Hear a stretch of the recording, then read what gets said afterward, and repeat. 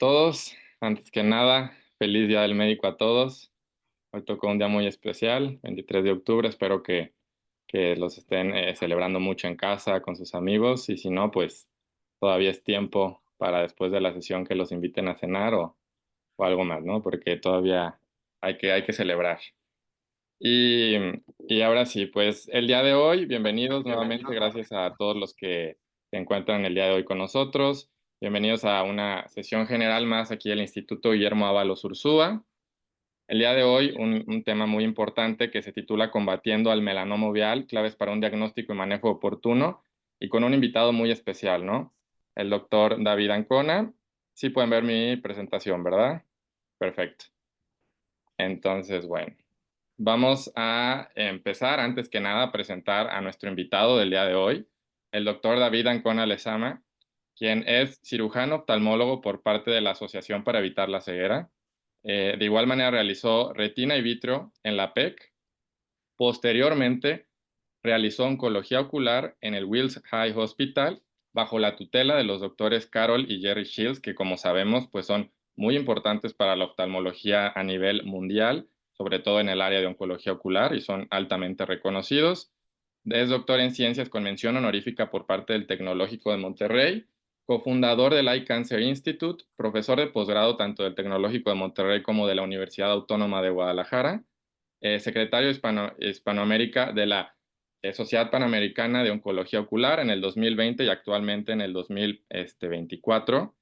Y pues más de 40 artículos científicos publicados y más de 800 citas, ¿no? Creo que, bueno, como podemos ver, contamos con un invitado muy especial el día de hoy y que nos va a poder apoyar y orientar mucho en todas las dudas que tengamos que vayan saliendo sobre el tema y que para que vayan formulando, ¿no? Todas las dudas y que al final, por supuesto, que habrá un tiempo para solucionarlas. Muchas gracias, doctor, por estar el día de hoy aquí con nosotros.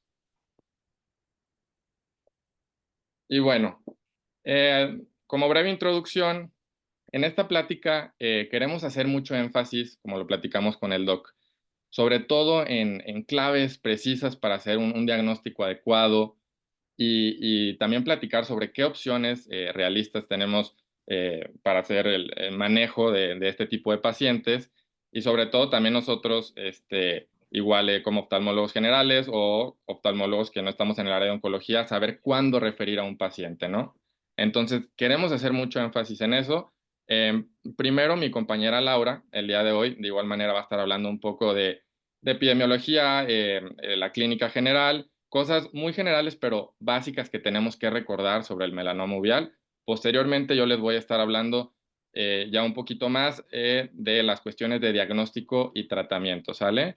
Entonces, básicamente es lo que va a tratar la plática de hoy. Posteriormente, habrá un tiempo donde el doctor David nos va a compartir un caso clínico y también nos quiere platicar otras cosas que ya veremos y habrá una parte para igual responder todas las preguntas y dudas que tengamos. Tratamos de hacer la sesión lo más didáctica, concisa posible para que pues todos podamos aprender, ¿no?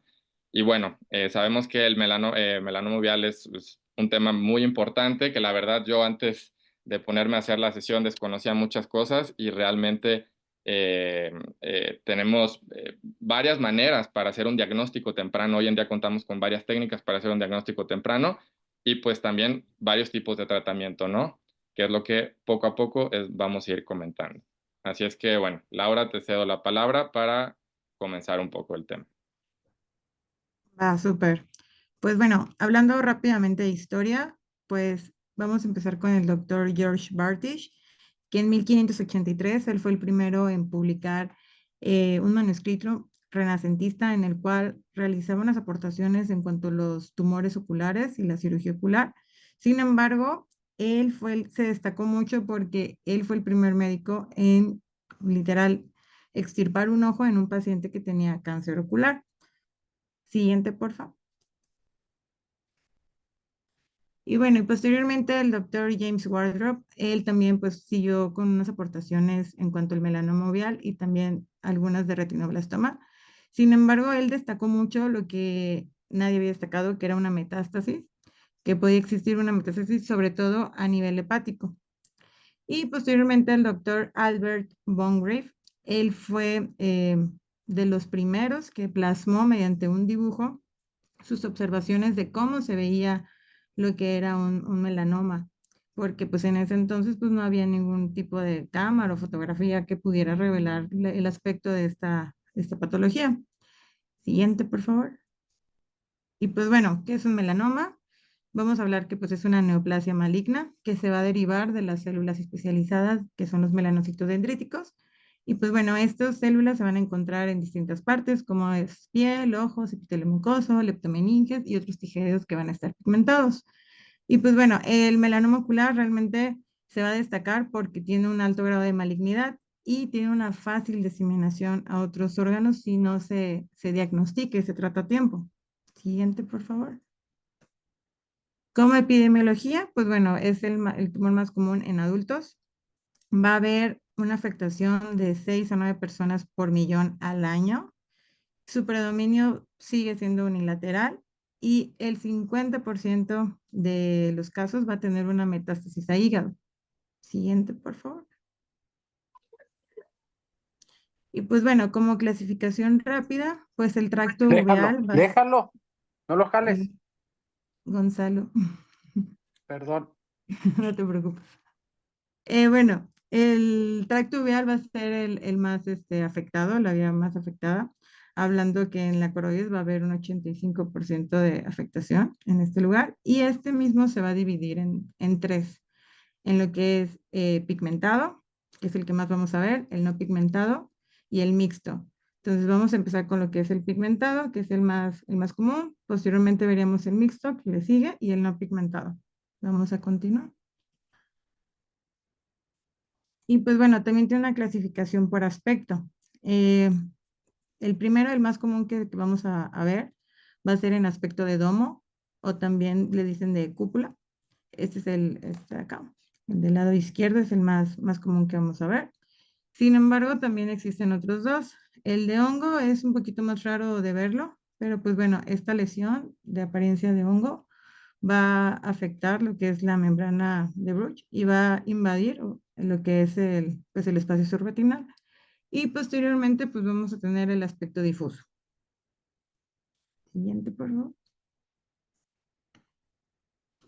Bueno, como clasificaciones, muy rápido, pusimos lo que es la clasificación de TNM. No me voy a meter mucho en esto, pero pues bueno, nada más para recordar.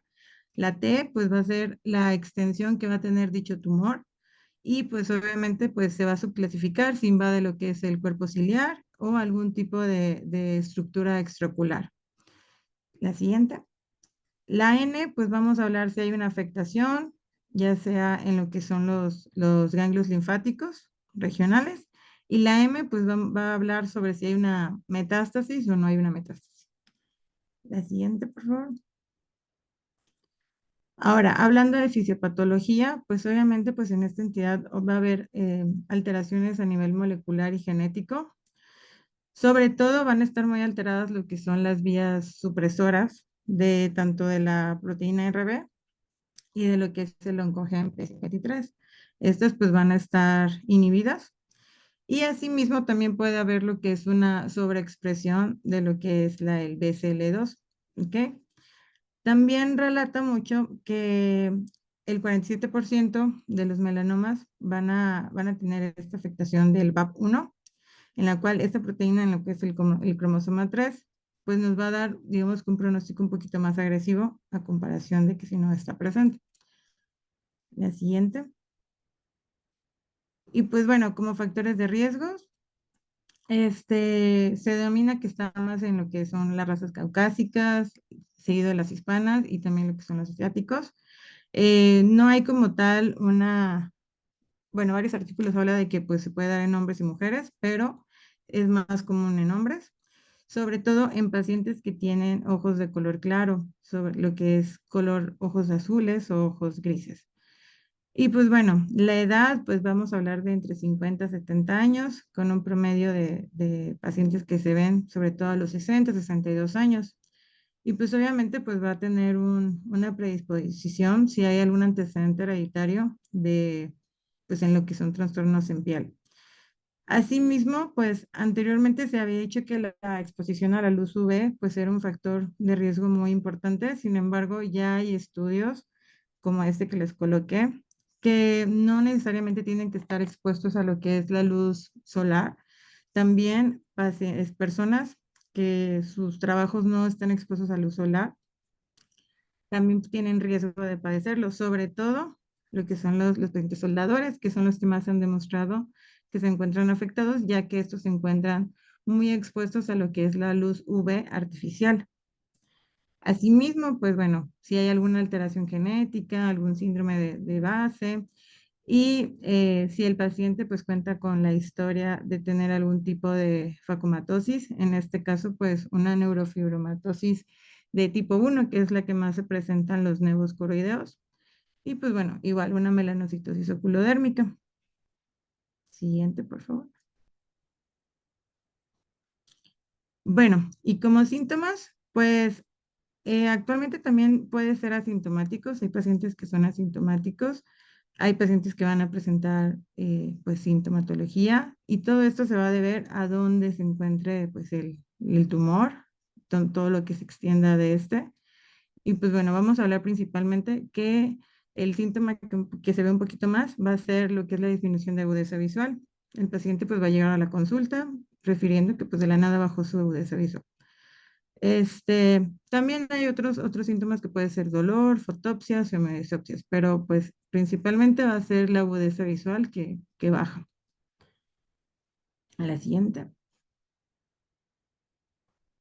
Y pues bueno, de diagnóstico pues ya va a hablar mi compañero Tony. Básicamente nos vamos a enfocar mucho en esta parte. Ok, muchas gracias, Lau. Pues bien, esto fue un poco para recordar generalidades importantes que tenemos que saber del melanoma uveal. Y vamos ahora sí a adentrarnos un poquito en el diagnóstico, especialmente ahorita en esta parte de la plática quiero que pongamos mucha atención y recordar, como siempre, ya hablando dentro del tema de diagnóstico, la famosa mnemotecnia que muchas veces hemos escuchado y que fue realizada gracias a los doctores Jerry y Carol Shields, justamente que estamos hablando de ellos, que es to find small ocular melanoma using hints daily. ¿Sale? Esta mnemotecnia que yo creo que más de alguno de nosotros la ha escuchado varias veces. Y bueno, vamos a recordar de dónde sale esta mnemotecnia. Hay que recordar que aquí la T de tú es de thickness, que aquí lo que se refieren es que exista un grosor mayor a 2 milímetros de la lesión por ultrasonido. Todo esto más adelante lo vamos a ver representado en imágenes, ¿verdad? Pero ahorita lo que quiero es recordar un poco de lo que significa esta mnemotecnia. La F de fluid, aquí lo que vamos a observar, pues líquido subretiniano, sobre todo al pedir un OCT, ¿no? Es la S de symptoms, donde va a haber una disminución de la visión. La O de orange pigment, que va a existir pigmento naranja, que es una cuestión característica de este tipo de tumoraciones. La M de margins, que sea menor a 3 milímetros del nervio óptico. La U de ultrasound hollow, que aquí se va a referir a una hipoecogenicidad en el centro de la lesión, que igual más adelante lo vamos a estar platicando. La H de halo absence, que es aquí sobre todo descartar un halo, porque si la lesión presenta un halo, aquí nos habla ya un poco de cronicidad y de lesiones generalmente benignas, entonces por eso hay que descartar el halo, ¿no? Y la D de drusas absent, de igual manera, descartar drusas porque también nos hablan de cronicidad. Entonces, si estamos viendo esto, pues pensaríamos en otro tipo de patologías. Esta es la mnemotecnia que muchos de nosotros conocemos. Sin embargo, lo que queremos con lo que se queden también el día de hoy es que, bueno, en este nuevo paper, en este nuevo artículo que realizó tanto la doctora Shields y igual el doctor David Ancona, que fue uno de los principales autores,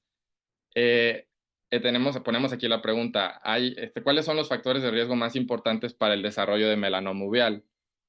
Y precisamente en este artículo se analizaron 3.806 casos donde cada uno se metió en una base de datos, un análisis, y vieron los factores de riesgo más importantes que existen y en base a esto se hizo una modificación de la mnemotecnia que ya conocíamos, ¿no? ¿Y cómo quedó la mnemotecnia? Del lado izquierdo tenemos la mnemotecnia antigua, del lado derecho vamos a ver cómo cambia de to find small ocular melanoma using hints daily a to find small ocular melanoma during imaging, ¿sale? Aquí, ¿qué es lo que va a pasar? La T va a seguir siendo lo mismo de thickness que ya platicamos, la F de igual manera de fluido, la S de symptoms va a conservarse, la O de orange pigment va a conservarse. Sin embargo, la M pasa de ser de márgenes a melanoma hollow, ¿sale? Que es esta hipoecogenicidad que comentábamos. Vamos a cambiar la H y la D que estaban anteriormente por la DIM, que es During Imaging. Aquí lo que queremos ver es que tenga un diámetro en una foto clínica mayor a 5 milímetros, la lesión, que la podamos observar y que sea mayor a 5 milímetros. Entonces, esta es la nueva mnemotecnia con la que quiero que nos quedemos. Vamos a ir platicando un poquito de cada una de estas cosas, pero es muy importante, igual si quieren tómenle foto, importante siempre recordar esto y sobre todo más adelante para un caso clínico que igual les vamos a poner, va a ser muy importante que lo recuerden. Siempre hay que recordar que el diagnóstico es clínico y precisamente qué herramientas nos van a ayudar más para hacer un diagnóstico de estos pacientes. Vamos a necesitar sí o sí una foto de fondo de ojo, un OCT macular y sobre la lesión, un ultrasonido modo B y autofluorescencia, ¿sale? Esto que también justo en el artículo pasado que les comenté del doctor Ancona y de la doctora Carol,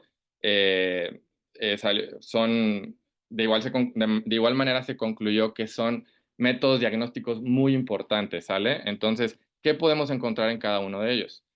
En una foto de fondo de ojo, ya lo comentó mi compañera, sobre todo las principales morfologías que vamos a poder encontrar es en forma de hongo, difuso o endomo, ¿no? Una foto de fondo de ojo creo que siempre es necesaria, obviamente, en estos casos. Ahora también un OCT macular, como les comenté, podemos encontrar fluido subretiniano y una cuestión muy importante son estos que se llaman shaggy photoreceptors, que en la siguiente diapositiva se notan un poquito más. En estas, pues, podemos ver el líquido subretiniano, ¿no? Esos shaggy photoreceptors son esa alteración que se alcanzan a ver en la retina externa, de la morfología y que podemos ver, que sobre todo se asocian con líquido subretiniano igual crónico, y pues que van degenerando estas capas de la retina, ¿no? Y que pueden ser también característicos de esta patología. Esta es una imagen que más o menos evaluó un paciente antes de un manejo, me parece que le dieron radiación, posteriormente a una semana, luego tiene una recurrencia en la imagen C, donde podemos ver también que vuelven a salir los shaggy photoreceptors que ya habían desaparecido en la foto B. Y al final, en un postmanejo de 4 meses, pues tiene una gran mejoría, ¿no? De igual manera, como les comenté, el ultrasonido modo B es muy importante. Va a ser de igual manera de los estudios de imágenes importantes porque tiene una sensibilidad alta. ¿Y qué esperamos encontrar aquí? Una ecogenicidad de nivel bajo medio y relativamente homogénea, ¿sale? Otras cuestiones importantes, el diámetro generalmente mayor a 5 milímetros y el grosor, recordando la mnemotecnia, mayor a 2 milímetros. También es importante mencionar que se pueden asociar tanto a DR serosos exudativos o hemorrágicos. Aquí en esta imagen que les pongo, pues se puede ver en la flecha blanca donde lesionan la lesión, que aquí parece una lesión isoecogénica, y aquí en el asterisco que sale, sobre todo son ecos que nos harían pensar quizá en un sangrado, ¿no? En un hemovitrio en este caso. De igual manera, aquí tenemos otra imagen donde la flecha está señalando sobre todo el flap retiniano aquí, que podríamos observar, y ahí el signo de gato también nos podría estar hablando, esos ecos que vemos ahí, como de un fluido subretiniano, ¿no? O sea, aquí podríamos en esta imagen estar observando que se asocia a un DR exudativo. Posteriormente, bueno, también a la autofluorescencia, como les comenté, es muy importante. ¿Qué vamos a observar en estos pacientes? Pues pigmento naranja que se va a observar mejor en la autofluorescencia, ¿no? Aquí tenemos una clara imagen de la lesión y a un lado, pues, con esta autofluorescencia, pues, ese pigmento naranja puede resaltar un poco más y puede ayudarnos con el diagnóstico, ¿no? Igual de gran importancia. Y bueno, aquí agregamos un poco de resonancia magnética, que sobre todo también, pues, ya nos va a ayudar a valorar la extensión de la enfermedad, ¿no? Pero recordando que, pues, tiene una alta sensibilidad y especificidad, justo lo que, como les comento, en el diagnóstico de extensión extraescleral. En las imágenes de T1 lo vamos a ver sobre todo como, datos hiperintensos, ¿sale? Es lo que vamos a poder encontrar en la resonancia, mientras que en T2 lo vamos a ver hipointensos, como podemos ver aquí la diferencia clara en la imagen. De igual manera, aquí en la imagen T1, este signo que sale igual aquí, este asterisco, también esos ecos que se ven ahí, nos pueden indicar un poco que hay un sangrado, ¿no? De igual manera, podemos pedir un corte coronal. Por ejemplo, esta imagen nos gustó mucho porque aquí se ve claramente un melanoma en tipo de hongo o de champiñón, ¿no? Como le llaman. Y de igual manera, pues el gadolinio va a ser beneficioso para de igual manera, observar bien este tipo de lesiones. Aquí vamos a hablar un poco de la biopsia, que más que diagnóstico queremos que se queden que nos sirve como pronóstico, ¿sale?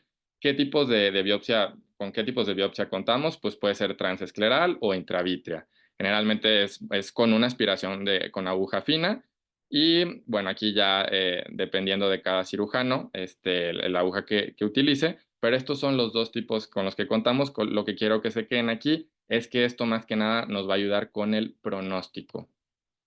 Y bueno, hablando qué morfología y qué diagnóstico histológico podemos encontrar en estos pacientes, vamos a quedarnos con que la mayoría van a ser epiteloides o fusiformes. La mayoría son mixtos, o sea, tienen las dos. Los fusiformes, como vemos en la imagen, son más pequeños, con un menor pleomorfismo y con núcleos más pequeños, más apilados, ¿no? A diferencia de los epiteloides, que podemos ver bien en la imagen, un citoplasma abundante, con un núcleo prominente y bordes bien definidos.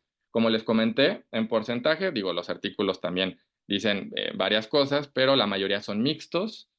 Y en porcentaje, también los fusiformes se pueden dividir en A y B dependiendo de la función de su núcleo. Y pues también podemos encontrar otro tipo de morfologías, ¿no? Pero quiero que se queden con que los mixtos son los más comunes.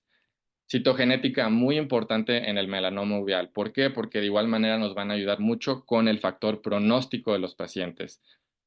Anormalidades en los cromosomas 3, 6, 8 y 1 son las más frecuentes y buenos predictores del comportamiento que va a tener este tipo de enfermedad. La monosomía del cromosoma 3 se encuentra en cerca del 50% de los tumores y la pérdida del cromosoma 3 se detecta en 70% de los melanomas coroideo con metástasis, ¿no? Entonces, una alteración en este cromosoma es muy importante también a analizar en estos pacientes. La pérdida de igual manera del 1P y monosomía en 3 son hallazgos predictivos de una sobrevida corta. Y la ganancia de 6P se asocia con un bajo riesgo de metástasis, ¿sale? Por último, recordar que se pueden clasificar de igual manera en clase 1 o bajo riesgo de METS si tienen una sobrevida de 92 meses a 95%, o los de clase 2 o de alto riesgo de metástasis con una sobrevida del 31%. Básicamente vemos aquí la importancia de la citogenética y que nos va a ayudar bastante con el pronóstico de estos pacientes, ¿no? Y bueno, ya que hablamos un poquito de diagnóstico, vamos a pasar por último a hablar de manejo, ¿no? Como siempre, como todas las patologías, hay que individualizar cada caso, hay que hacer un manejo integral del paciente, donde tenemos que valorar la extensión de la enfermedad, tenemos que valorar las condiciones oculares y, por supuesto, que los deseos y posibilidades del paciente, ¿no? Y comenzando, les pusimos esta diapositiva porque como la verdad yo también tenía idea que yo en mi caso creo que nada más he visto un caso ahorita de melanoma uveal, digo yo estoy ahorita en la residencia y pues realmente pues el caso ya está muy avanzado pero fue nucleación y a veces te quedas con la idea de que eso es como lo único al final que era el gold estándar y te quedas con esa idea y precisamente en esta plática queremos que cambien totalmente el chip y vean que hay otras posibilidades. Anteriormente sí, la enucleación era el gold estándar. Sin embargo, a partir de que se realizó el estudio del COMS, que fue el de los estudios grandes, que era el Collaborative Ocular Melanoma Study, ya tiene años, en el 2003, se vio que de igual manera la braquiterapia tenía una tasa de supervivencia similar para los melanomas uveales de tamaño mediano en comparación con la enucleación. Entonces, bueno, vieron que había otro tipo, por lo menos abrió un camino a que hay otro tipo de terapias, ¿no? No solo es enuclear y listo. Entonces, aquí de manera general pusimos, vamos a hablar lo más importante de cada uno, pero con qué terapias contamos. Ya hablamos opciones quirúrgicas que serían tanto endorresección y exorresección como enucleación y exenteración. Contamos sobre todo con radioterapia, que ahorita vamos a hablar de su importancia, termoterapia y inmunoterapia, o por supuesto combinados, ¿no?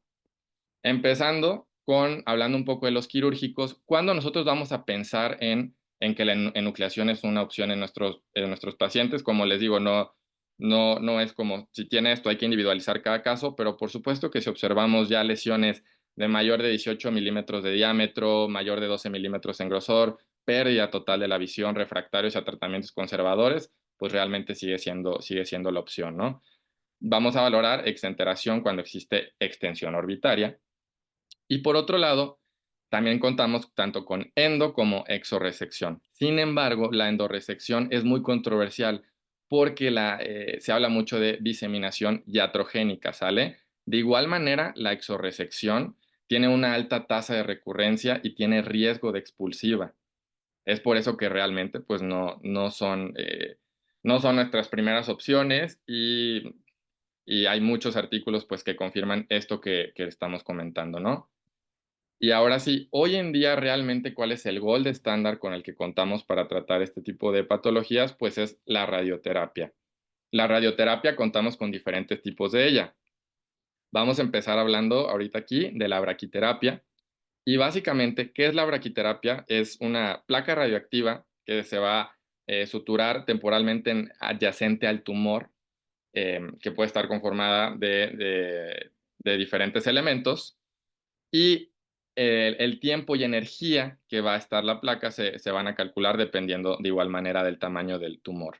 Dentro de las principales complicaciones tenemos ojo seco, catarata, necrosis escleral, glaucoma neovascular y retinopatía, maculopatía, una neuropatía por radiación, ¿no? Pero claro que es una excelente opción para el manejo de nuestros pacientes y como les digo, la radioterapia hoy en día es el gold estándar para su manejo.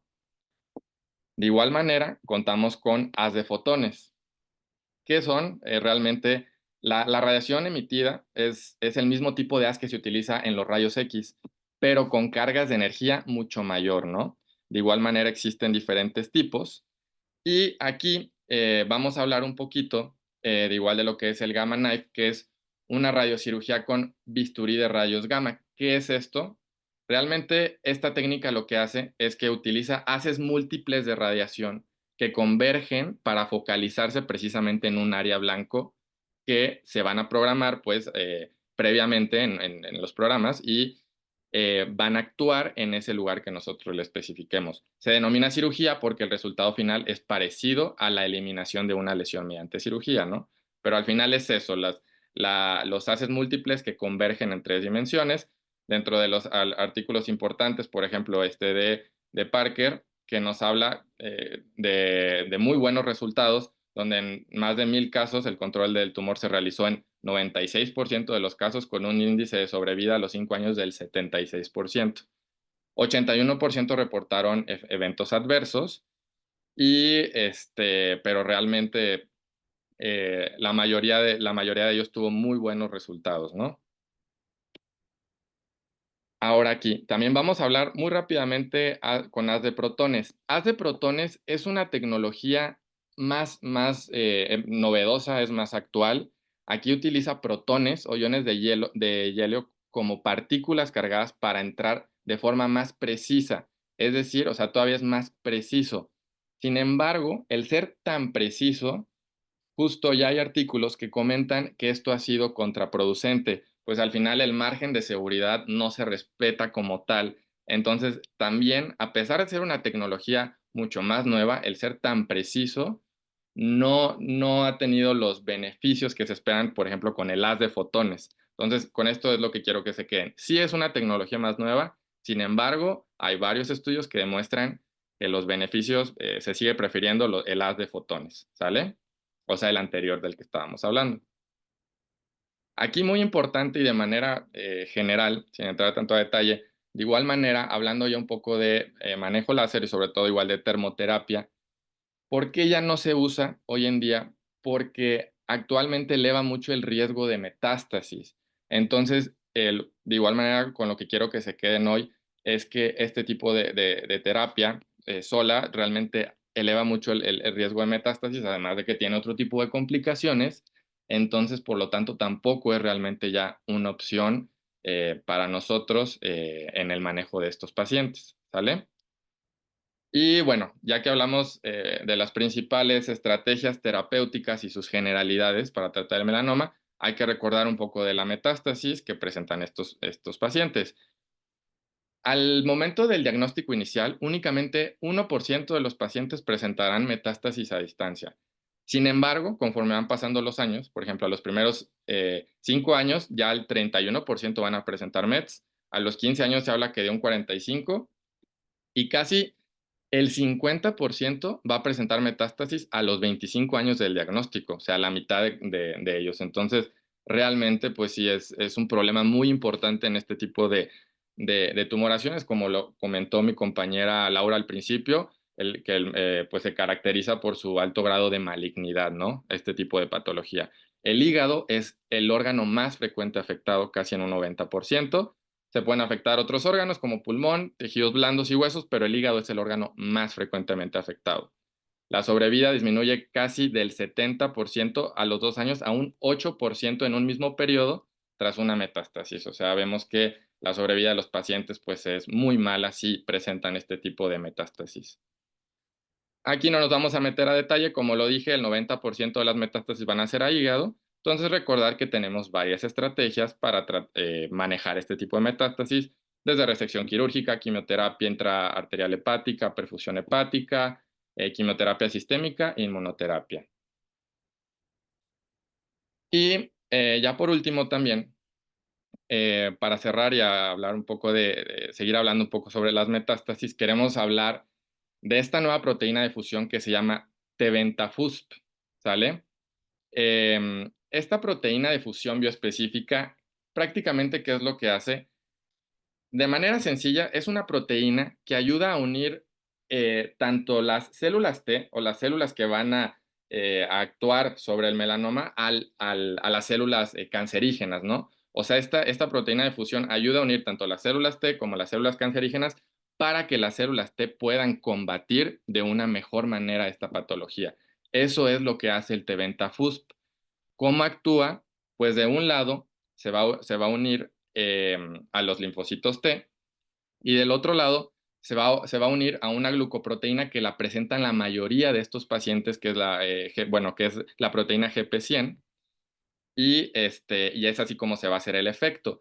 Sin embargo, una de las limitantes de este medicamento es que para que se una a esa GP100, tiene también esa célula que presentar el antígeno leucocitario humano A0201, que sí lo presentan la mayoría de los pacientes que tienen melanoma uveal. Por ejemplo, la mayoría de las personas de raza blanca, es un factor de riesgo, presentan este antígeno. Pero pues si no lo tienen, realmente esta terapia, pues los efectos pues son muy limitados, ¿no? Entonces es una de las limitantes, pero es uno de los tratamientos más novedosos y que la verdad se nos hizo muy, muy interesante. Pues ahí ponemos un artículo que tiene resultados muy buenos y de igual manera la importancia también sobre todo de dar manejo a los eventos adversos de este tipo de terapias, que sí son varios, pero si se tratan a tiempo, los resultados han sido buenos en los pacientes, ¿no? Y ya por último aquí, de manera muy general, recordar diagnósticos diferenciales con los que vamos a contar. Por supuesto que el más importante es saber diferenciarlo de un nevocoroideo. Ya hablamos de las características que nos van a hacer sospechar en un melanoma, por eso la mnemotecnia, por eso la modificación de la mnemotecnia. y pues por supuesto que va a ser el principal diagnóstico diferencial. Entre otros, hay muchísimos, pero podemos hablar de una corioretinopatía exudativa hemorrágica periférica, hipertrofia congénita del epitelio pigmentario de la retina, desprendimiento hemorrágico, coroideo, hemangioma, en fin, son varios los diagnósticos diferenciales, pero conociendo ya las mnemotecnias y las principales características del melanoma, creo que podemos hacer una alta diferenciación de este tipo de patologías. Y pues ya para concluir y cederle igual la palabra al doctor Ancona, a mí me gustaría concluir que realmente podemos, la importancia de todo esto que les acabo de mencionar es sobre todo el tratar de hacer un diagnóstico temprano y saber referenciar de igual manera con los especialistas en esto, en este caso oncología ocular, para su manejo, ¿no? La verdad, pues muchas veces yo creo que seguramente hemos visto varios nuevos coroideos y muchas veces los pasamos desapercibido características que nos pueden hacer pensar en un melanoma. Entonces, aquí la importancia de esto es un diagnóstico temprano para pues una referencia temprana al paciente y que al final su sobrevida, si lo referimos de una manera temprana, pues cambia totalmente, ¿no? Y de igual manera, en cuanto al tratamiento, pues justo eso, que la, el, no es todo la enucleación, ¿no? No, que era la idea que a lo mejor yo también tenía antes, que tenemos terapias actuales muy eficientes realmente, hay que individualizar cada caso, pero cambiar totalmente ese chip pues que a lo mejor, obviamente nosotros, si no estamos en el área de oncología ocular, no los vamos a tratar, pero de todos modos es importante conocerlas para poderles platicar al paciente qué opciones tiene, ¿no? Y pues prácticamente, Laura, no sé si quieras hacer alguna conclusión antes de de cederle la palabra al doctor Ancona. Pues sí, igualmente, pues yo creo que la clave de todo esto va a ser el diagnóstico oportuno, saber diferenciarlo. Y pues bueno, que actualmente tenemos a la mano la facilidad de poder ayudarnos con estudios de imagen, que nos puede facilitar pues este diagnóstico. Y pues yo creo que lo principal es solamente al menos tener la idea de detectarlo y poder derivarlo a tiempo antes de que el paciente pues vaya empeorando y pues no estarlo nada más pues posponiendo y posponiendo. Yo creo que sí, realmente lo importante es quedarnos con la mnemotecnia más que nada y sobre todo pues darle una expectativa al paciente, que pues no todo es pues una enucleación o que se va a quedar sin ojo o así. Entonces, yo creo que esa es la finalidad de esta plática, lo que fue la mnemotecnia y Ok, listo.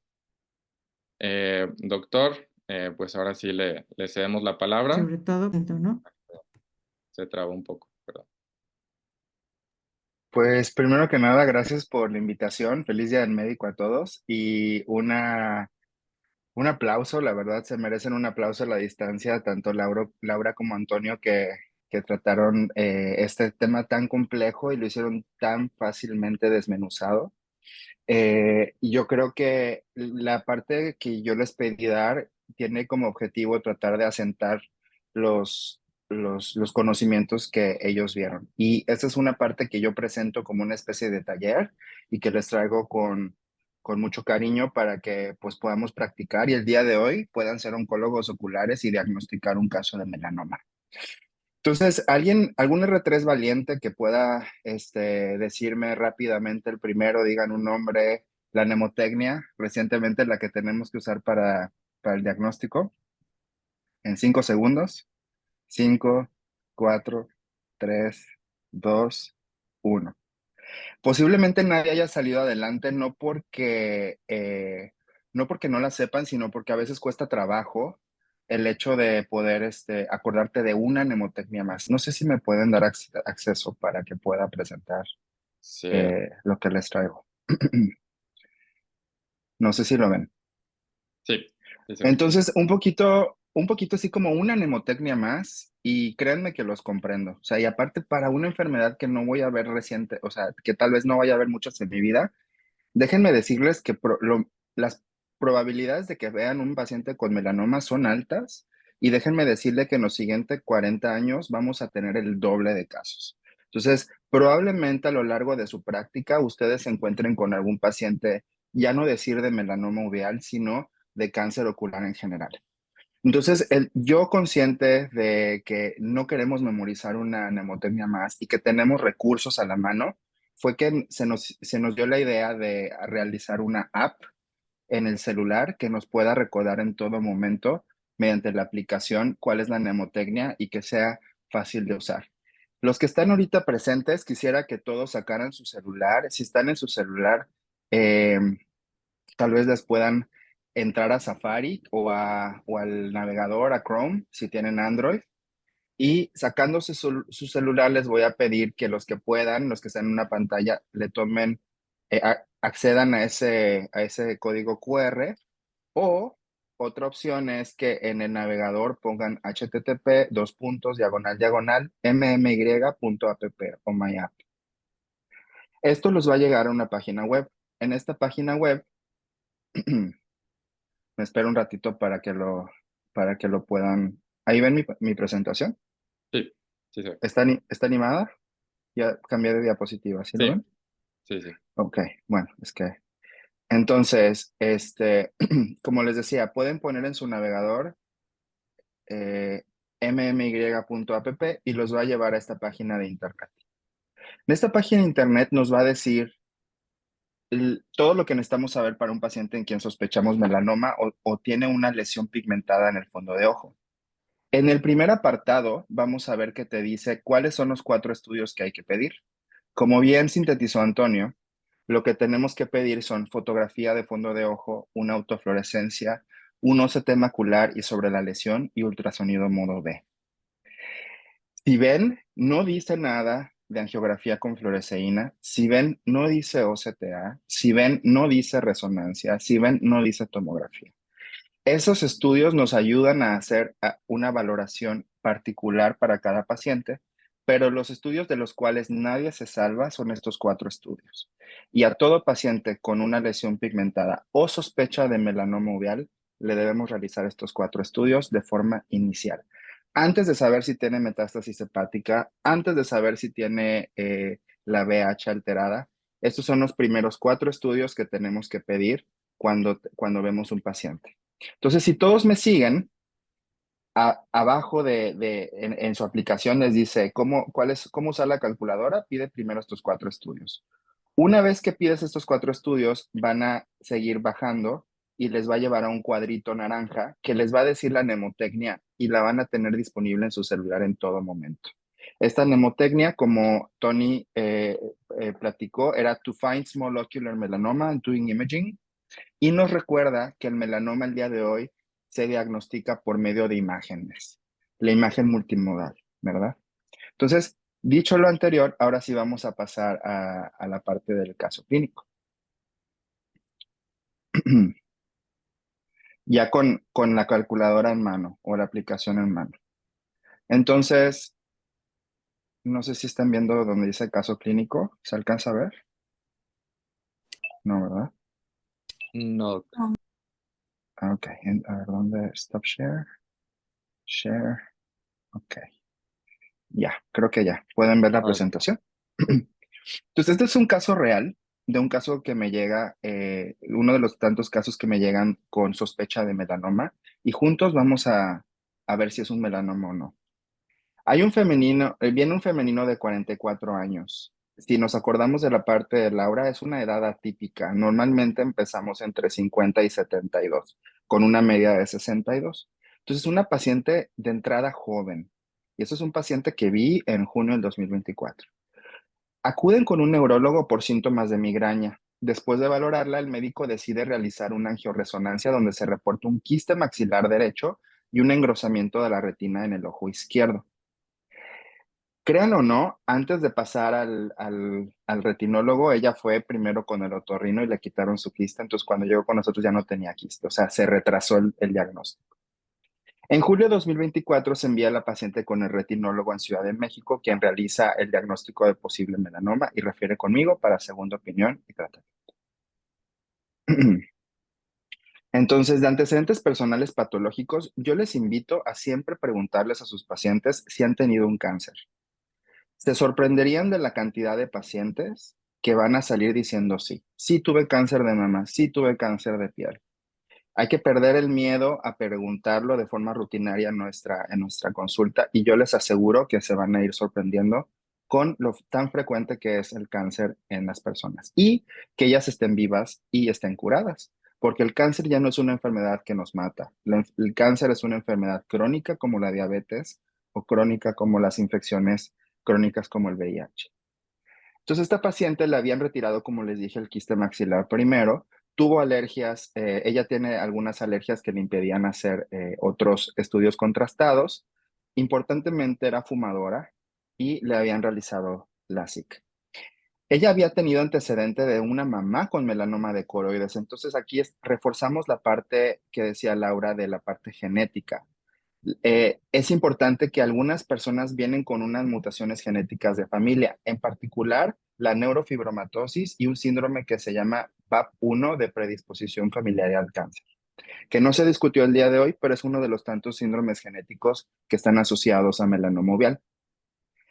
La hermana tenía una hermana con nevo de coroides, que obviamente con estos antecedentes yo revisaría, y un papá con una oclusión venosa. O sea, hay muchos problemas oculares en la familia. Y bueno, cuando le preguntamos de cáncer en la familia, tenía a su mamá con cáncer de coroides, un tío materno con cáncer gástrico y el abuelo con cáncer de vejiga. No les voy a hacer el cuento largo, pero la agudeza visual estaba en 20-25 en ambos ojos como capacidad visual y la presión intraocular se encontraba normal. Entonces vamos a irnos de regreso a su celular, vamos a la mnemotecnia. Si bien la característica número 1 es T, de thickness o grosor. Y en la parte de la derecha, en la columna, dice, observe el ultrasonido. Aquí les presento en su pantalla el ultrasonido. ¿Observa usted un grosor mayor a 2 milímetros? Y si vemos en la segunda imagen hasta arriba, vemos que nos dan dos dimensiones. Uno que es la base y otra que es la altura o grosor. El ultrasonido no es muy bueno para darnos la medida de la base porque no ve lo que no está engrosado, ¿verdad? Para eso tenemos otro estudio que lo hace mejor. Pero el ultrasonido es excelente para decirnos el grosor de las cosas intraoculares. Entonces, en este caso, ese grosor mide 3.75. Yo les invito a regresar a su aplicación y seleccionar la respuesta sí y observar qué sucede. Van a ver que la barra de hasta abajo, si me siguieron, ha ido aumentando a un 11%. ¿De acuerdo? Entonces, pero apenas vamos empezando. Vamos a al segundo factor de riesgo. F de fluido o presencia de líquido. Observe el OCT macular o el ultrasonido y observa el líquido subretiniano o desprendimiento seroso de retina. Entonces, vámonos al ultrasonido. Antonio nos habló excelentemente de lo que son los Shaggy photoreceptors. Los Shaggy photoreceptors ocurren por una elongación de los fotorreceptores eh, ante un desprendimiento de retina seroso entre subagudo. Pero cuando se va cronificando, estos fotorreceptores se retraen y dejan estos espacios que son como subretinianos. Entonces vamos a ver, en la segunda imagen se observa más el espacio subretiniano, el líquido subretiniano con el EPR alterado. Y en el lado izquierdo vamos a ver quistes intrarretinianos y si ven del lado derecho bajando en la pendiente, vamos a ver líquido subretiniano. Entonces, afortunadamente en la mácula, en ese caso, no tenía líquido subretiniano, razón por la cual la paciente veía muy bien. Entonces, tenemos que yo les invito a poner, entonces como la respuesta fue positiva, les invito a poner sí en el segundo rubro. ¿Me van siguiendo todos? Si alguien se atora, es buen momento de decirme, ¿va? Luego, dice S de symptoms o síntomas. Usando la cartilla de Snellen, su paciente tiene una visión de 20/60 o peor. Y como nos dije aquí en el caso clínico, veía 20/25. Entonces ahí dejaremos en ese rubro, no. Luego, la O, orange pigment o pigmento naranja. Observe la autofluorescencia. Entonces vamos a la autofluorescencia. ¿Observa usted un moteado hiperautofluorescente? Dícese de que la lesión que queremos valorar es esta que alcanzamos a ver, ¿no? Esa es la que estamos valorando, una lesión pigmentada, que yo creo que hubiera sido importante que les enseñara esto primero, pero esta es la lesión, ¿no? Entonces, ahora viendo la autofluorescencia, te dice, ¿hay un moteado hiperautofluorescente? ¿Qué responden ahí los maestros de ceremonia? Sí. Sí, ¿no? Entonces vamos a marcar ahí la respuesta sí. Y vean, sigue subiendo nuestro factor de riesgo, ¿no? Nos está poniendo nerviosos. Luego vamos al quinto rubro que se llama M, melanoma hollow o hipoecogenicidad. Y te pide observar el ultrasonido, entonces te regresas a tu ultrasonido y la lesión tiene un centro hipoecogénico. Yo les invito a hacer este ensayo en cualquiera de las imágenes de abajo, ya sea el de la derecha o de la izquierda. Si ustedes entrecierran sus ojos, hagan esto conmigo, así. ¿Logran ver oscuro el centro? Sí. Háganlo. Es más claro, ¿verdad? Ese es Sí. un tip que yo les doy. Entonces ahí la respuesta sería sí, en resultados. Observen qué pasa cuando lo seleccionan. Sigue aumentando, ya un 51%. Finalmente, diámetro o DIM. Observen la fotografía de fondo de ojo. Entonces vámonos a la fotografía de fondo de ojo, ¿verdad? La lesión mide más de 2 diámetros de disco o 5 milímetros. ¿Y cómo vamos a saber eso? Por primero vamos a observar una lesión pigmentada. Tenemos dos formas de saber fidedignamente cuál es el tamaño de una lesión. Y yo incluiría un poquito hacia la periferia, está también pigmentado, entonces incluiría esa zona también.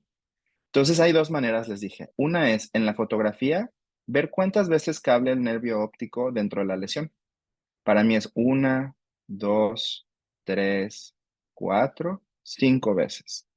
Sabiendo que el tamaño promedio del nervio óptico es 2.5 milímetros a 3, entonces podemos hacer una estimación rápida que 5 por 2.5 son, ayúdenme con eso porque qué oso que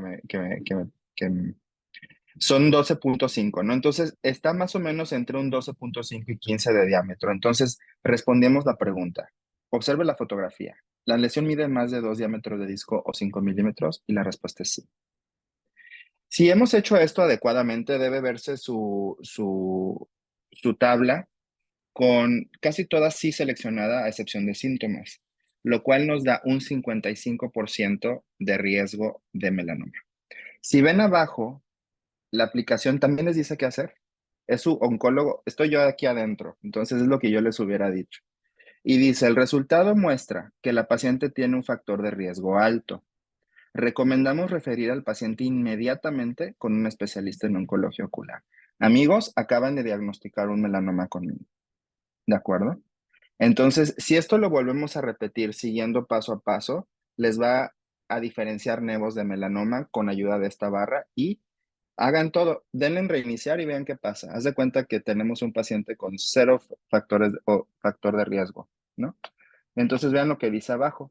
El resultado muestra que el paciente tiene un factor de riesgo bajo. Recomendamos repetir la revisión completa en 4 meses en la clínica de ustedes, en Irapuato o en Veracruz, ¿verdad?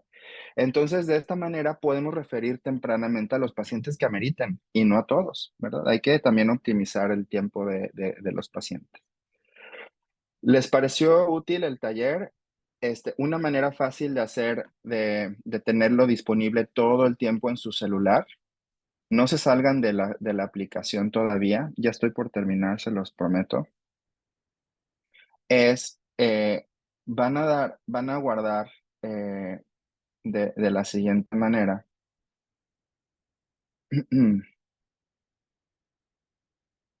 Ay.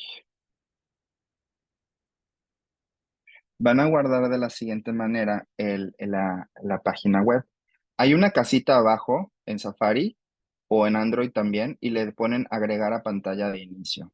Le ponen agregar y lo van a tener disponible en su pantalla de inicio todo el tiempo para que no se les pierda. ¿De acuerdo? Si se les escapó, se lo repito otra vez, van a la casita de más, ahí ven agregar a inicio, agregar y ya lo tienen disponible todo el tiempo. ¿De acuerdo? También Antonio les va a compartir una liga a la aplicación para que ustedes, los que no hayan podido entrar el día de hoy, pues puedan acceder sin ningún problema. ¿Qué es lo que tratamos de hacer con esta aplicación? Queremos diagnosticar de forma temprana y queremos evitar casos como los que de repente nos llegan. Este es un caso real que vi en julio. Aquí vamos a ver, vemos en esta imagen de la derecha una cápsula cristaliniana rota con afaquia, ¿verdad? Y alcanzamos a ver lo que parece un tumor pigmentado en la parte posterior, que se asoma inferior y posterior. Vemos rastros de sangre, vemos bandas vítreas, entonces se ve como que fue una catarata, una cirugía de catarata complicada. Observan esta sombrita de aquí abajo encima de la cápsula, ese puntito negro, ¿qué creen que sea? Vamos a darle un acercamiento. Si lo enfocamos como si estuviéramos en la lámpara hendidura, ya la vemos más claro, ¿verdad? Y vemos parece un frijolito de café, ¿no? Entonces, y si le damos un acercamiento mayor y vemos el frijolito de café, vemos también pigmento dispersado en toda la superficie. Amigos, esto es siembras iatrogénicas ocasionadas por la punta del faco que entró al tumor en una cirugía de catarata complicada en la cual no se sospechaba. Estamos ante una complicación, ¿verdad? Si nosotros somos estructurados y hacemos estos estudios antes de cualquier procedimiento y cirugía y sospechamos causas de baja en cataratas totales, acostumbramos a hacer ultrasonidos que nos puedan detectar tumores como podemos evitar este tipo de complicaciones. Y la mnemotecnia está diseñada para evitar errores, para prevenir daños y para quitar miedos, ¿verdad?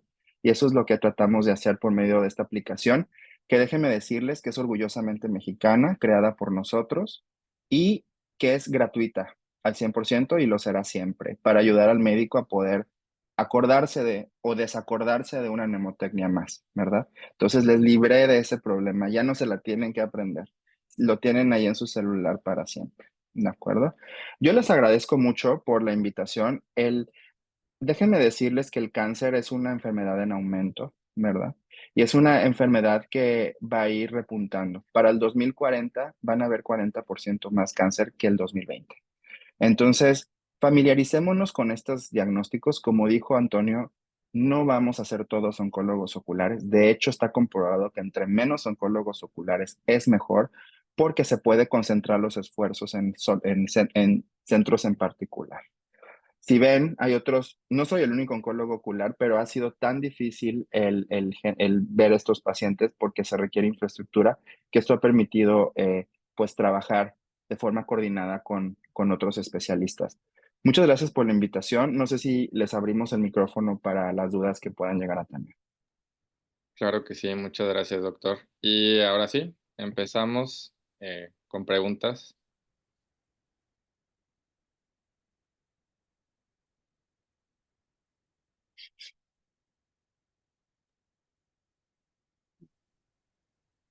Yo tengo una duda. Sí. Adelante, Ángel. Bueno, buenas noches. Primero que nada, felicitarlos a mis dos compañeros por su clase y también gracias al doctor Ancona. Bueno, en dado caso que estamos en una consulta en la que tal vez los síntomas que te dice el paciente ni siquiera te orientan a buscar un melanoma, porque, pues, por ejemplo, en el caso que vimos es una visión de 20/25. Primero te pasan muchas cosas más por la cabeza, pero pues ya lo dilataste y empiezas a ver el fondo de ojo buscando otras cosas humildemente con tu lupa de 78. ¿En qué punto del melanoma se pudiera hacer como clínicamente evidente? Si suponiendo que en ese momento no cuentas con la foto clínica, ni la autofluorescencia, mucho menos. Entonces, tú en la revisión de fondo de ojo común, ¿en qué punto cree que pudiera ser como ya evidente? Gracias por tu pregunta, José Ángel, y la respuesta iría orientada hacia... la respuesta creo que te la voy a dar de forma concisa. Todos los lunares dentro del ojo se estudian, todos. No es como la piel, que tengo un lunarcito, porque con la piel lo vemos a simple vista, ¿no? Si es simétrico, bordes limpios. Pero como ocurre dentro del ojo, todos los lunares que veas, las manchas oscuras, hay que estudiarlas, todos. Y solo hasta que hagas tú los estudios puedes diferenciar si son nevo o melanoma. Entonces, si tiene un paciente con 20/20, con más razón debemos hacerle los estudios para poder descartar melanoma como vimos en este caso. Que bueno, es una lesión que tal vez a simple vista se puede pasar por alto porque 3.20 y tantos de grosor no es un grosor muy grande y fue un melanoma, ¿verdad? Entonces, ya no estamos en la era en la cual encontramos melanomas evidentes o sabe qué lo voy a observar así con el ojito pelón porque ya sabemos que hay casos como estos que son melanomas pequeños, que es como los queremos agarrar, porque el chance de curación es más alto, porque la radiación que damos es más baja, porque las secuelas, por ejemplo, esta paciente que tiene 44 años, va a poder conservar su ojo y va a poder tener las menores secuelas de radiación, porque al haber menos tumor, la radiación es menor y las secuelas son menores, ¿no? Entonces, ya el cáncer ya no te tiene que dejar ciego, ya el cáncer ya no te tiene que forzar a retirarte el ojo. Para responderte, todos los lunares o manchas dentro del ojo se estudian. Gracias, doctor. Buenas noches. Creo que Caroli tiene la mano levantada. Caroli. Hola, buenas noches. Primero, muchas felicidades por la plática. La verdad, sí nos ayuda muchísimo para poder diagnosticar y tratar a los pacientes. De hecho, a eso va mi duda. Me tocó ver una paciente con un melanoma uveal. Le realicé la foto de fondo, le realicé el OCT, ultrasonido no, y todo parecía ser un melanoma uveal, pero era una señora de 90 años que estaba en 20,400. Ahí el tratamiento sí convendría hacerle algo de tratamiento o dejarla vivir así. Gracias, Caroli. Yo creo que es una respuesta que afortunadamente no te toca hacer.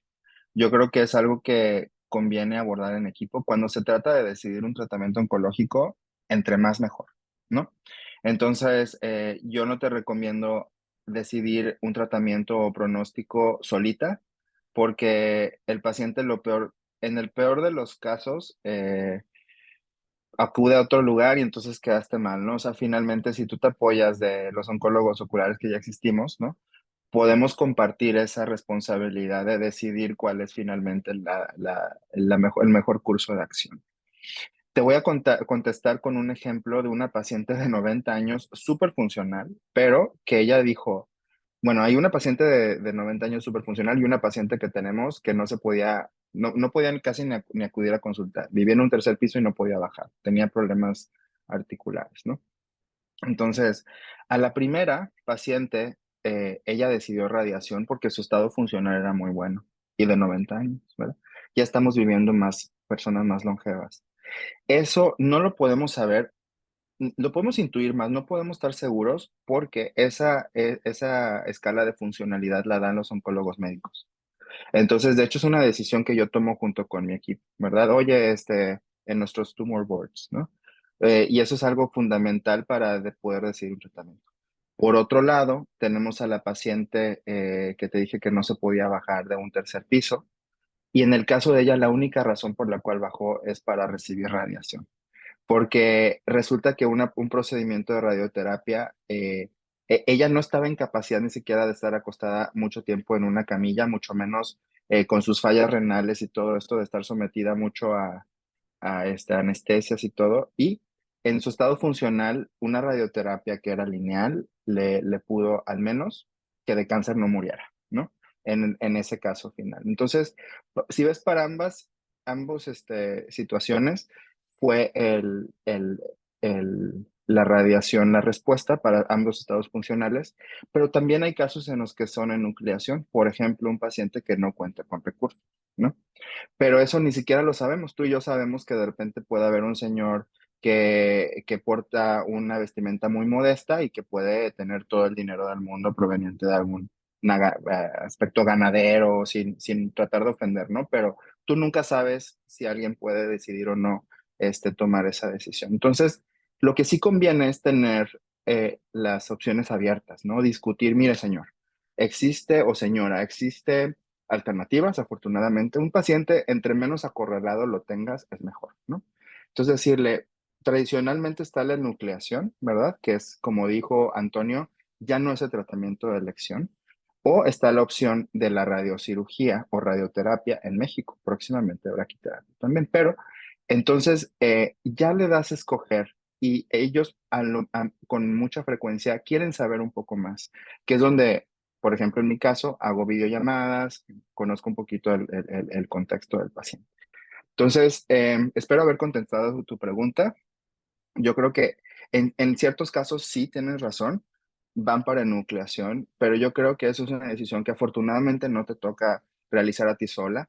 Y yo les invito a que cuando tengan un paciente oncológico se apoyen. Ya no estamos en la era donde estamos mandándonos mensajes de humo. A un WhatsApp de distancia podemos colaborar y eso les deja a ustedes más tranquilos y también al paciente, ¿verdad? Porque ya se están asesorando de alguien que se dedica solo a eso. Entonces, vamos a quitarnos la idea. Eso va a ser lo más difícil el día de hoy, quitarnos la idea de la enucleación automática, ¿verdad? Porque eso es algo que ya no queremos. Queremos seguir las nuevas, eh, las nuevas tendencias. ¿Y qué pasaría si fuera un conocido o nuestro familiar el que estuviera de ese lado, ¿no? Quisiéramos darle todas las alternativas posibles y es mejor que él lo pueda escoger, ¿no? Muchas gracias. Jessica, creo que tiene una pregunta. Jessica.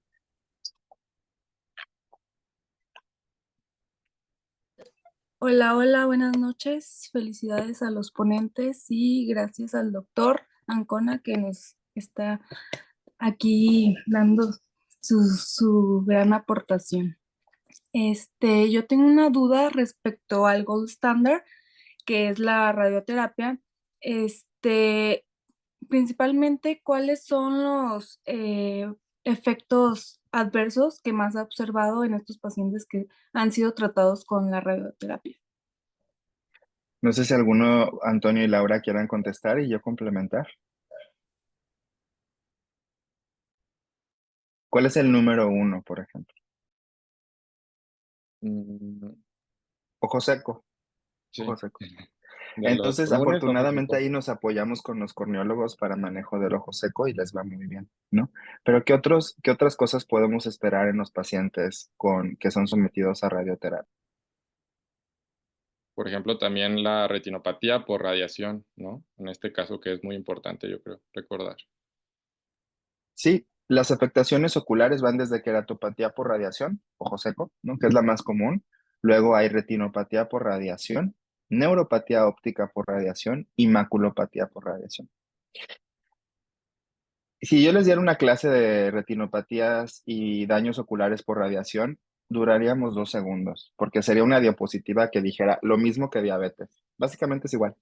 Los daños son idénticos a la diabetes porque la fisiopatogenia de la retinopatía por radiación es muy parecida es un daño microvascular, ¿no? Igual que la diabetes. Entonces, y si hay un país experto en tratar complicaciones de diabetes es México, ¿verdad? Y afortunadamente tenemos toda una estrategia post-tratamiento que evita la baja visual. Entonces, aquí dependerá cuál fue la dosis usada, depende del tamaño del tumor, y la otra es la cercanía a estructuras visuales importantes. Como tener un tumor cercano al nervio óptico es diferente a tener un tumor en hora cerrada, ¿no? El de hora cerrada va a estar más lejos de la radiación, ¿no? Después de 1 milímetro, los equipos actuales en México, que son eh, los que usamos todos los días, el rango de error es de menos de 1 milímetro.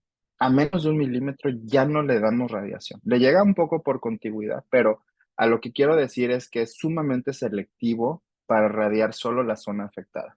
Por eso es que yo les digo, mándenos tumores cada vez más pequeños, porque son los que queremos, los que no deben tener tantas secuelas, ¿no? Entonces, fue una excelente pregunta. Ya hay toda una estrategia ya hay todas unas guías para tratar pacientes radiados por melanoma, razón por la cual es lo que se hace alrededor del mundo, ¿no? Excelente, gracias por contestar mi duda. José, ¿quieres preguntar algo? Sí, buenas noches y antes que nada, muchas felicidades. Fue una sesión muy, muy interesante. Gracias, doctor Ancona, por dedicar su tiempo y estar aquí con nosotros. Y muy buena la app, nos va a ayudar muchísimo. Y de acuerdo a su experiencia, hablando ya en la parte de costos, sabiendo que pues nos vamos a enfrentar con muchos pacientes con escasos recursos, más o menos hablando de un tratamiento con radioterapia, ¿en cuánto oscila aproximadamente el tratamiento, el tiempo que va a estar el paciente? O si algún tipo de aseguradora si cubren estos gastos o para saber más o menos también cómo orientar y ayudar a los pacientes. Sí. Muchas gracias, doctor José. Y qué bueno que encuentren útil la aplicación. Úsenla mucho. Si hay dudas, tienen mi celular, comuníquense, contesto. Contesto más por Instagram que por WhatsApp. Hay varios aquí que lo han notado. Entonces, siempre estamos a un mensaje de distancia. Eh, para responder la pregunta, es cómo explicarlo. Em, Perdón, ¿me puedes repetir nada más con la duda en concreto Sí, para estar enfocado? Ajá. más o menos le digo como en cuánto Ah, el costo. oscila el costo de un tratamiento o si ha tenido Ujú. experiencia con algún tipo de aseguradora si cubren este tipo de tratamiento. Sí, sí. En Estados Unidos cuesta 2 millones de pesos traslapado, ¿no? Afortunadamente en México sale en un cuarto de eso. Entonces, afortunadamente, y lo malo es que no está disponible en todos lados. Actualmente nada más hay en Ciudad de México y Monterrey. Los aparatos más novedosos, que son los más modernos en Latinoamérica. Eh, Todos los seguros de gastos médicos mayores aceptan ya este tratamiento porque ya están las guías. O sea, no las mexicanas, pero pues las europeas y las de Estados Unidos y las de todo el mundo. Entonces, no hay una limitación cuando tiene un paciente seguro. De hecho, preferimos pacientes con seguro porque serán seguimientos crónicos, ¿no? Entonces, para responder esa duda, ya todos los seguros lo aceptan, ya es una realidad. Nos costó muchísimo trabajo y meter amparos y no se imaginan, pero afortunadamente hoy ya lo es. Y, y, y además, para pacientes de escasos recursos, trabajamos muy de cerca con fundaciones. Entonces, nosotros hemos conseguido, de hecho, el mes pasado, una paciente con el tratamiento completamente gratuito. Entonces, yo no les puedo prometer eso para todos los pacientes, eh, pero sí el hecho de que vamos a estar buscando junto con ustedes y sus pacientes la mejor alternativa para que se puedan realizar el tratamiento. Y hemos logrado muchas cosas. El paciente más en estado marginal que hemos tratado, el ingreso familiar era fabricar pulseritas, de esas que vende. Entonces, y se ha logrado, ¿no? Entonces, a lo que voy es, lo importante es diagnosticar y eso es algo que no tienen que afrontar ustedes solos, sino que con mucho gusto nosotros tratamos de ver cómo en el ecosistema podemos apoyar para que los pacientes puedan recibir su tratamiento.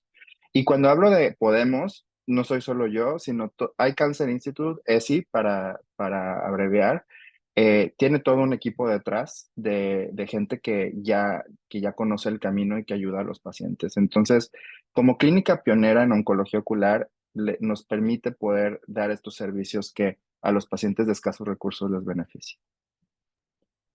Excelente. Muchísimas gracias, doctor.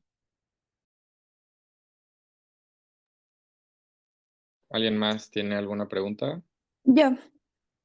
Hola, buenas noches. Doc, tengo una pregunta. ¿Cuál sería la tasa de recurrencia, de éxito al tratamiento, o sea, ya con el Gold Standard? Y además, ¿cuál sería, o sea, cuál es la tasa de recurrencia, bueno, de éxito del tratamiento de Gold Standard y la tasa de recurrencia ya de la enfermedad como tal, o sea, que regrese después de un tratamiento exitoso? Gracias, Daniela, por la pregunta. Y tú misma la vas a responder. Si yo te digo que el tratamiento tiene un 98% de efectividad, quiere decir que solo hay 2% de fallo. Entonces, la respuesta es, de cada 100 pacientes que se tratan, 2 va a regresar el tumor. Solo 2. Por eso es que es un tratamiento sumamente efectivo. Yo yo te reto a tratar de buscar algún tratamiento tan efectivo para otra cosa y no lo vas a encontrar. Para darte la idea, ni siquiera el COVID tenía este grado de curación, ¿no? Entonces, si yo te digo que esto es tan efectivo que solo el 2% va a recidivar, y además de todo, que de ese 2%, si lo volvemos a tratar, va a seguir teniendo el 98% de éxito porque no hace radioresistencia. Entonces, realmente es un tratamiento tan exitoso que lo ha logrado, que podamos controlar adecuadamente este tumor. El día de hoy, afortunadamente, y es con lo que me gustaría que se vayan, el melanoma ocular en general es curable. Entonces, no tiene por qué ser ni ominoso, ¿verdad? Ni mutilante, ¿no? O sea, vamos a parar esta tendencia automática que tenemos a melanoma, sacar el ojo, ¿no? Más bien es melanoma, estudiar y después decidir el mejor tratamiento en forma multidisciplinaria. En el cáncer no hay todólogos, en el cáncer hay equipos, ¿no? La oncología moderna es multidisciplinaria. El que te está cuidando solo el ojo, el que te radia, el que te ve solo el hígado, el que te ve, etcétera, etcétera, ¿no? Entonces, para responderte, solo el 2%. Muchas gracias, Doc. Doc, yo tengo una pregunta. ¿Me escuchan? Sí, Lau. Doc, me llamó la atención en el tratamiento. Hay uno, bueno, el de la termoterapia transpupilar. Me llamó la atención el tema de que eleva el riesgo de metástasis. Entonces, mi pregunta sería como, ¿en qué casos elegirías como que ese tratamiento, sabiendo que, pues, este riesgo, ¿no? Sí, durante algún tiempo pensamos que los melanomas de coroides pequeños los podíamos quemar, ¿no? O sea, dijimos, bueno, se puede calentar, es pigmentado, hace sentido, vamos a quemarlos con termoterapia transpupilar. Cuando se hizo un estudio retrospectivo grandísimo de aquellos pacientes, nos dimos cuenta que el riesgo de metástasis era mayor. Parece ser que al al generar esta quemadura, generamos como un flujo hemático, un flujo de sangre, de tumor, o sea, de tumor dentro de la sangre que brota las metástasis en tiempo futuro. Razón por la cual la termoterapia transpupilar como monoterapia ya no se realiza. Para poderte responder, el único momento en el que usamos termoterapia transpupilar es en aquel caso en el cual ya lo radiamos y queremos darle un doble golpe con la termoterapia transpupilar. Francamente, eso es por algunas escuelas, pero la escuela de los doctores Shields, que es donde yo me formé, pues es un poco redundante, ¿no? Pues para qué, es como, ya está muerto, déjalo, ¿no? Entonces, o sea, como que para qué, ¿no? Entonces, es un tratamiento que se usa se llama terapia sándwich. De un lado radias y del otro lado quemas con termoterapia transpupilar, ¿no? Se hace para algunas escuelas, sobre todo los alemanes, no está mal en ese caso, ¿verdad? Pero la termoterapia la transpupilar ya no se usa de forma como monoterapia. Gracias, Doc. De nada. ¿Alguien más que tenga alguna otra pregunta? Emanuel. Hola, hola, buenas noches. Igual, pues gracias por todos estos conocimientos y grandes aportaciones. Simplemente una duda muy breve. Doctor, no sé, en su experiencia, ¿cree que puede haber algún tipo de terapia génica? ¿Valdría la pena? No sé si pudiera orientarnos un poquito en eso. Gracias. Gracias, Emanuel. ¿Cuáles son las siguientes fronteras, no? En este momento tenemos dos fronteras en el melanoma. Uno de ellos es la inmunoterapia, como decía Antonio, con tebentafusp, que es el nuevo anticuerpo monoclonal que es su única función es tratar las metástasis de melanoma, ¿no? Interesante va a ser saber si también lo podemos usar como monoterapia. Aún no sabemos, ¿verdad? Pero es algo que probablemente pueda ser eventualmente. Todo esto cambia en 5 años y luego el tratamiento sea quimioterapia, ¿no? Inmunoterapia. Entonces, eh, la oncología, por cierto, es la rama de la medicina que más rápido evoluciona. Entonces, puede ser que en 5 años que estemos en una plática en la Sociedad Mexicana de Oftalmología, vean que la cosa cambió, ¿verdad? Y esto es así, moviéndose rápido. Y la otra es, ¿cómo se llama? La de... Ay, perdón, ¿me puedes repetir la pregunta nada más? Sí, pues básicamente lo que nos está orientando, ahí hablaron un poquito de citogenética, pero más que Ujú. nada en terapia génica, o sea, si puede haber ahí alguna forma mencionada en el cromosoma 3. ¿Usted cree Ujú. que pueda ser algo accesible en un futuro para nuestro país o es muy soñador? Actualmente no existe algo que vaya sobre, por ejemplo, la mutación en el cromosoma 3. Entonces, como que de momento no. Lo que nos sirve saber las alteraciones en el cromosoma 3, 6 y 8 es para poder saber si es un paciente que está más frente a metástasis.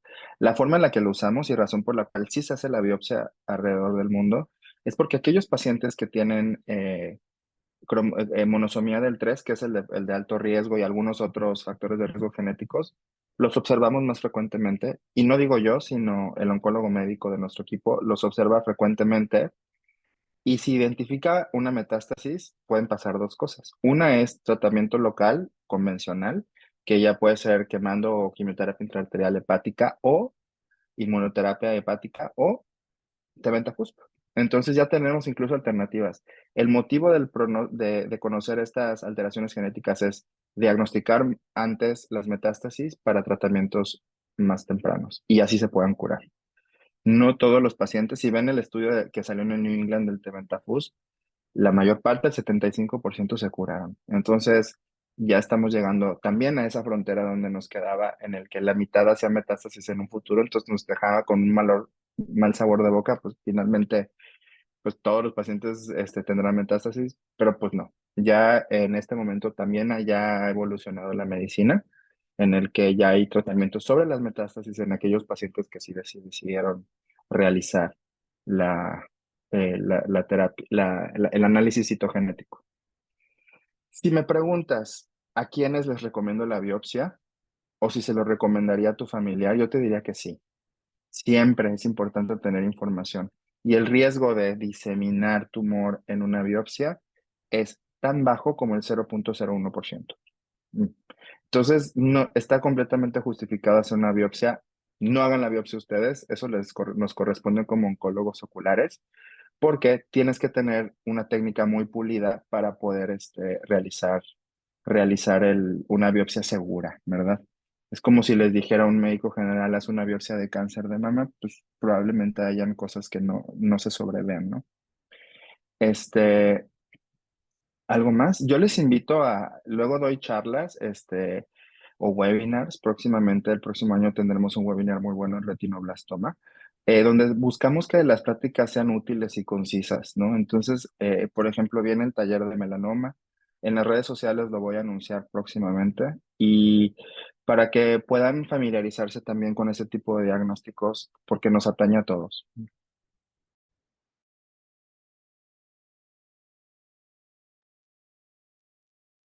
Muchas gracias, doctor. ¿Alguien más tiene alguna pregunta? Hola doctor, buenas noches. Feliz Día del Médico. Excelente ponencia a los tres. Dentro de la terapia inmunogénica o dentro de la terapia no tan convencional, la aplicación de células natural killer intravenosa o de megadosis de vitamina C en su experiencia, porque pues no hay como información certificada que diga que es efectiva, ¿ha visto algún beneficio Perdón, ¿para el tumor principal o para metástasis? para el tumor principal? No, yo diría que cae dentro de la clasificación de tratamientos experimentales. Tal vez hayan habido algunos buenos resultados, pero definitivamente no es un consenso como desde los oncólogos oculares, ¿no? Entonces, al menos yo te puedo hablar del continente, pero en Europa seguramente tampoco es algo que se use de forma rutinaria. Yo desalentaría ese tipo de tratamientos. ¿Perdón? Bueno, básicamente no están autorizados y no hemos visto mayor beneficio con natural killers vía intraarterial. Sí se han usado para metástasis, por eso preguntaba. Muchas gracias, doctor.